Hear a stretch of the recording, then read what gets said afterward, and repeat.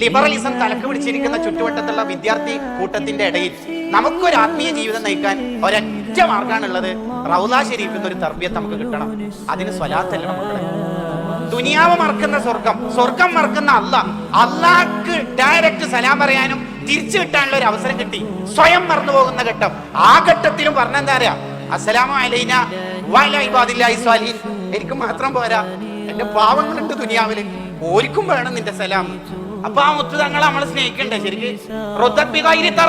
സൂര്യനോട് ഇങ്ങോട്ട് വാടാ എന്ന് പറഞ്ഞപ്പോ തിരിച്ചു വന്ന് വിരലിന്റെ ഇടയിലൂടെ വെള്ളം ഹെമ്മാതിരി മോചിതത്ത് ഇങ്ങനെ തരും നബിയെ, മനസ്സ് നിറച്ചു തരും എന്ന് പറഞ്ഞപ്പോ തങ്ങൾ എന്താ പറഞ്ഞേ?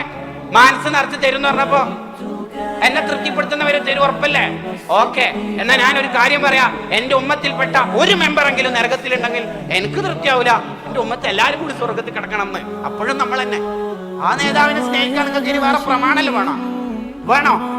അതങ്ങൾക്ക് സലാത്തല്ലേ, ഇനി വേറെ തെളിവല്ല വേണോ? ഒറ്റോന്നേ പറയുന്നുള്ളൂ. ദിവസവും 50 സ്വലാത്ത് 50 സ്വലാത്ത് എണ്ണിയാൽ അവൻ നാളെ എന്റെ കൈ പിടിക്കും റസൂല പറയുന്നുണ്ട് സ്വല്ലല്ലാഹു അലൈഹി വസല്ലം. ആ കൈന്റെ പവർ നിങ്ങൾക്ക് അറിയാം. ആ കൈ ഒന്ന് പിടിച്ചാൽ രക്ഷപ്പെട്ടില്ലേ?